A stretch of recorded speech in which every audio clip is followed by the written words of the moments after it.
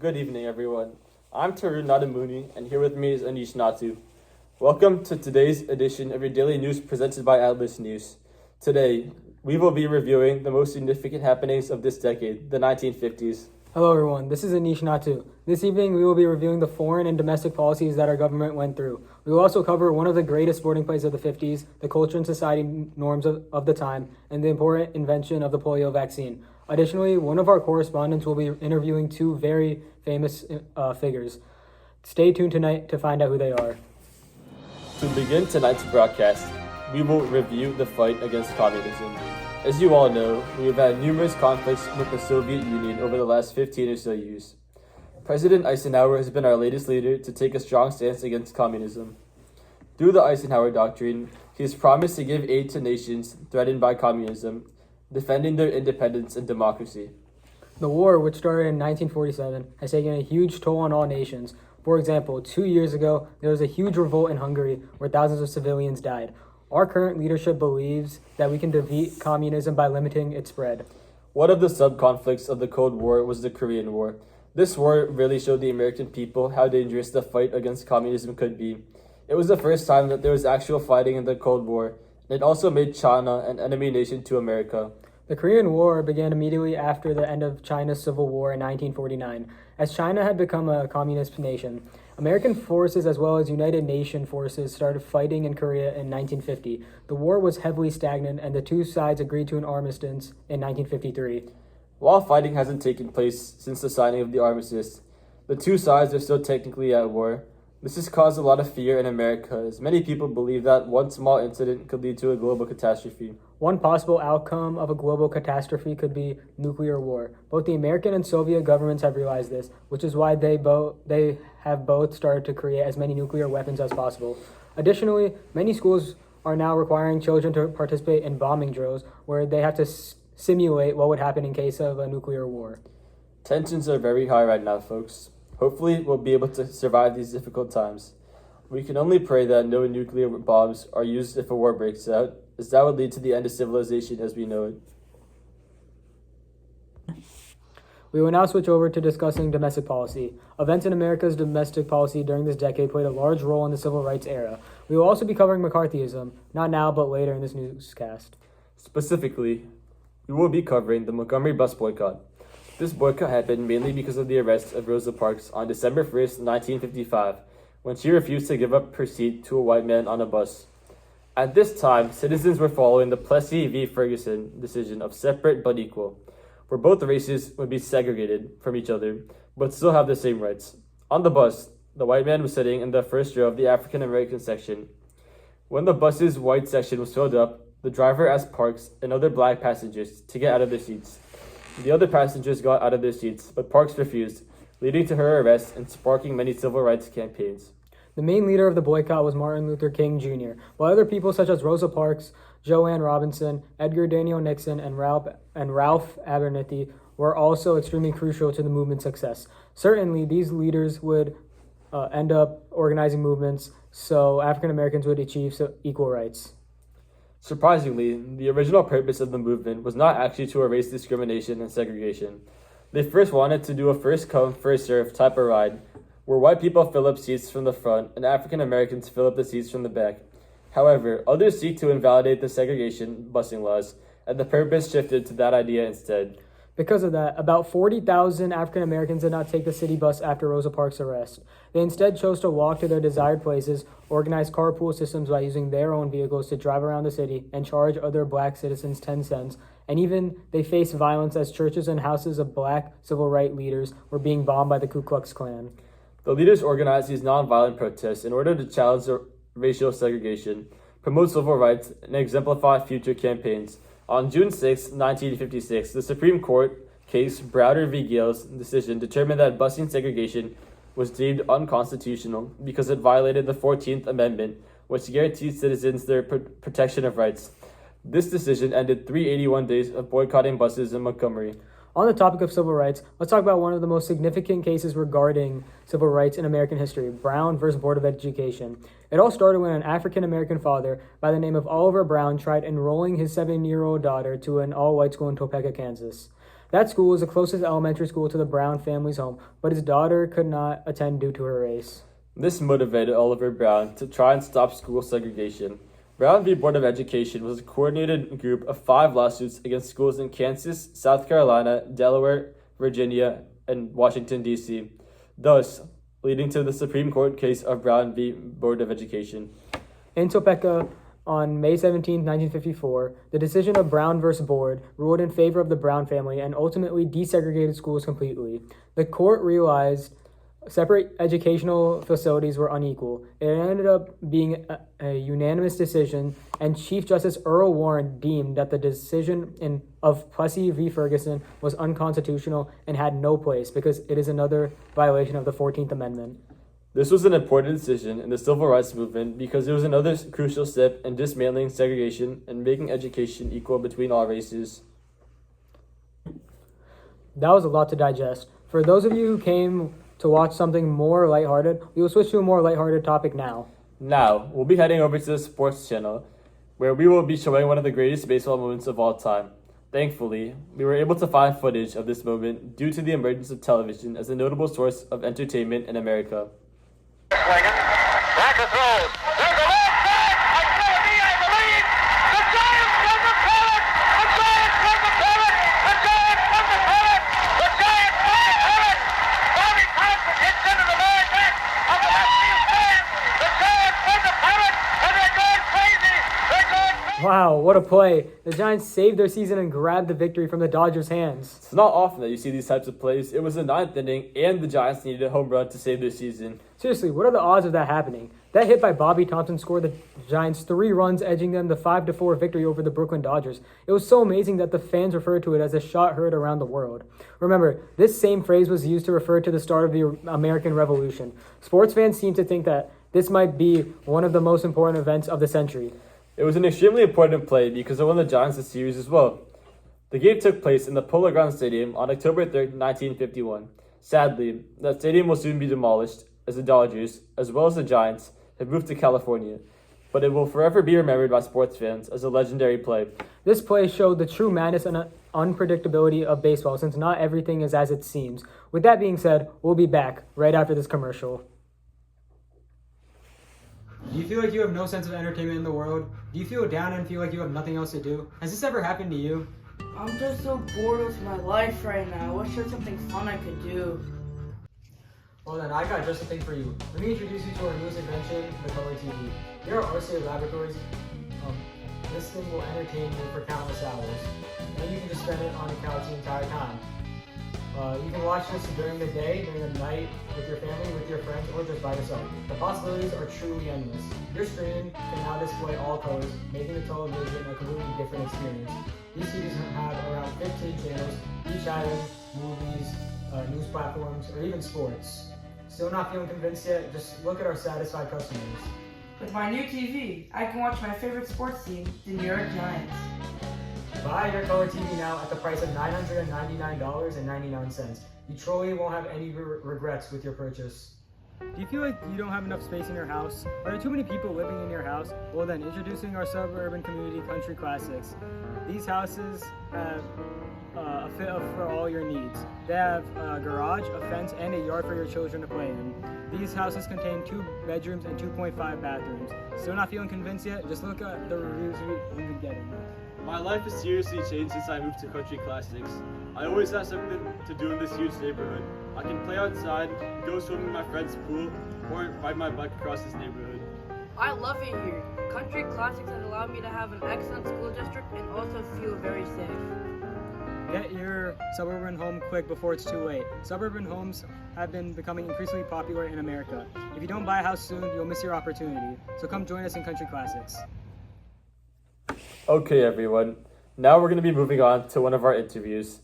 Our correspondent, Anish, will be interviewing former Senator Joe McCarthy. To provide some background, Joseph McCarthy was an extremely notable figure a few years ago. He was elected senator from Wisconsin and is known for McCarthyism because he was responsible for creating mass hysteria within the government and with the general public. This was a pre-recorded interview back in 1956 since McCarthy died on May 2nd, 1957. We'll cut to them right now. Hi everyone. Right now I'm here with Mr. McCarthy. Hello, Mr. McCarthy. It's nice to meet you. It's nice to meet you too. Thank you for having me. No problem. To start things off, how were you able to cause mass hysteria and panic in the government? Actually, it was quite easy. It all started on February 9th, 1950, when I made my famous speech in Wheeling, West Virginia. I remember that I said, while I cannot take the time to name all the men in the State Department who have been named members of the Communist Party and members of the spy ring, I have here in my hand a list of 205. And this is where the mass hysteria came from? This is how it first started? Yes, after that speech, there were many groups formed, like the House of Un-American Activities Committee, the Hollywood Blacklist. These groups basically investigated suspected communists in America, and they have banned them from working in certain industries. I see. To follow up, why would you do such a thing?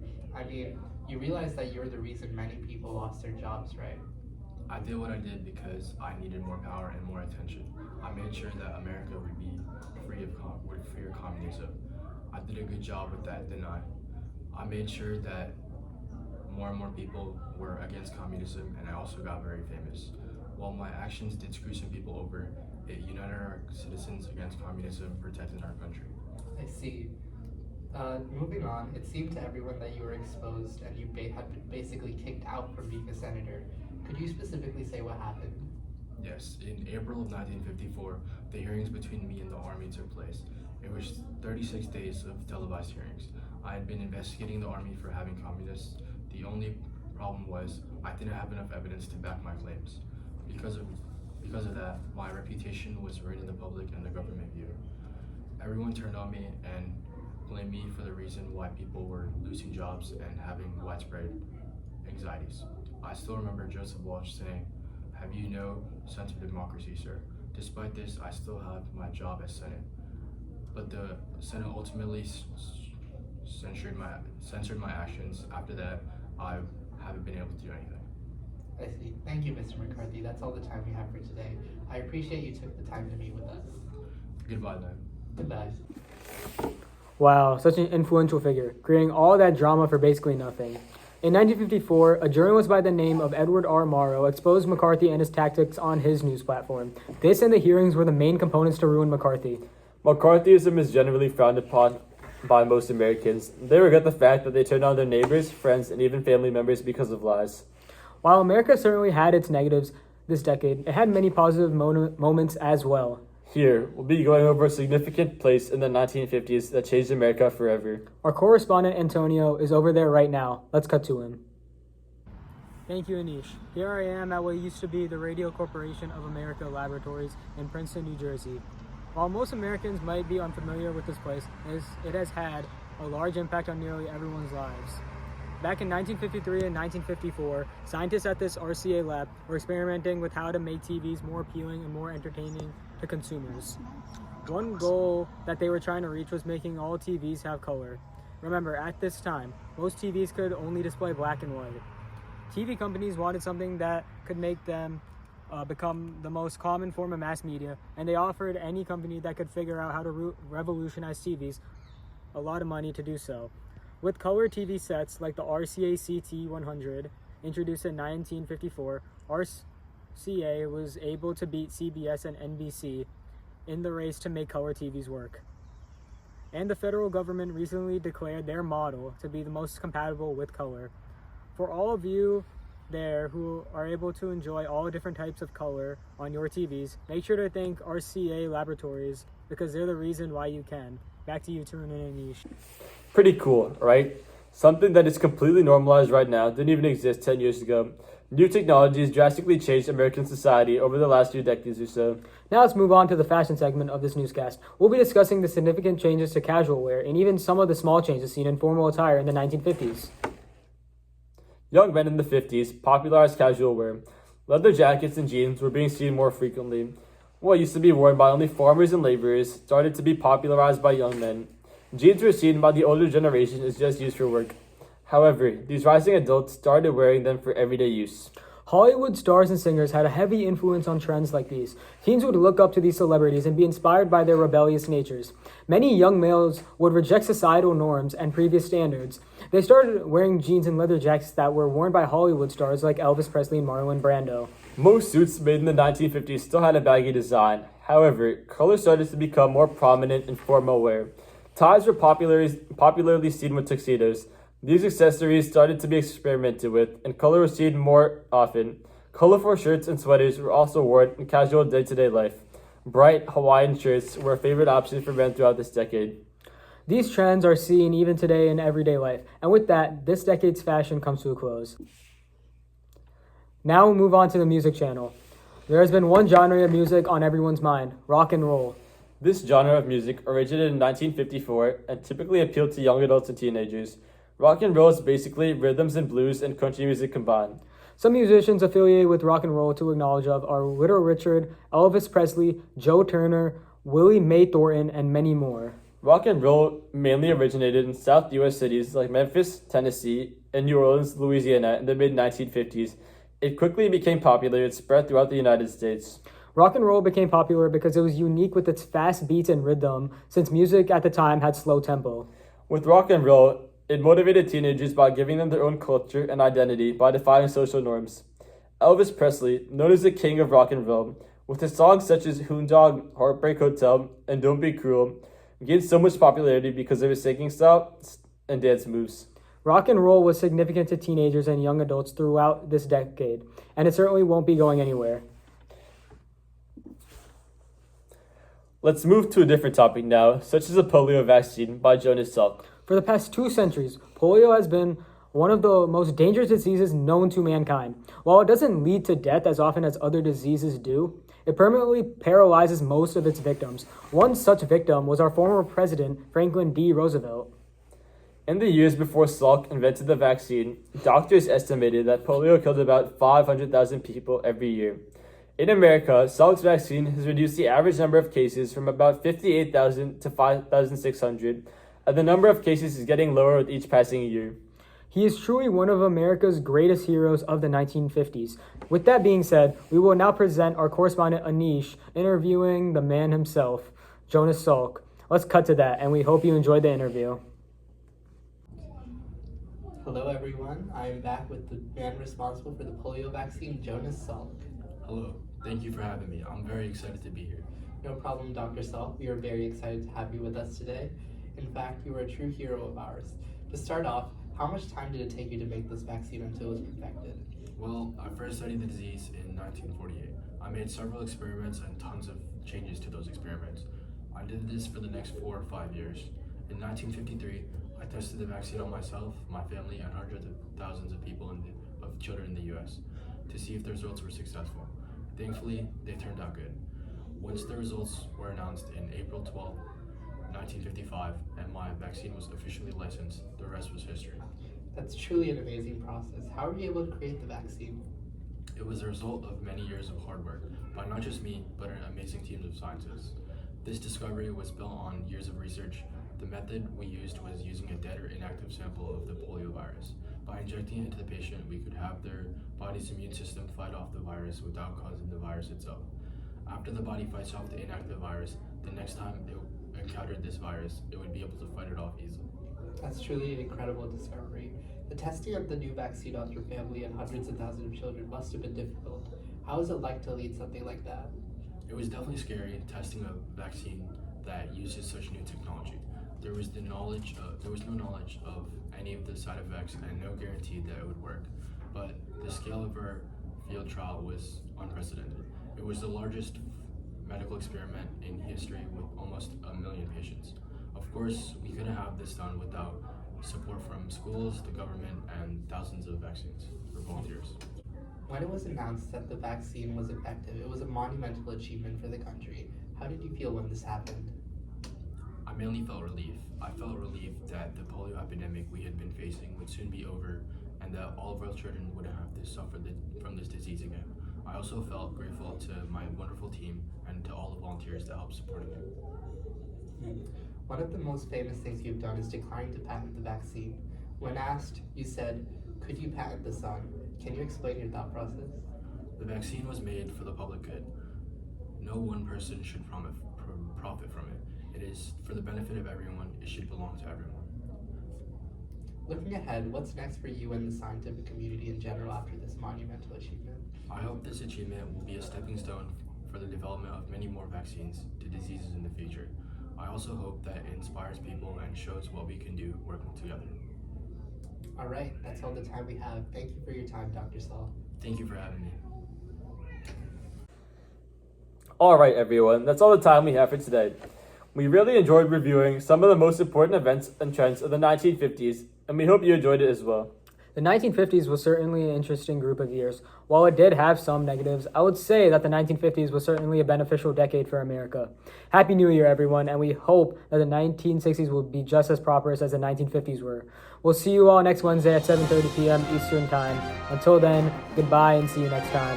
Goodbye, everyone.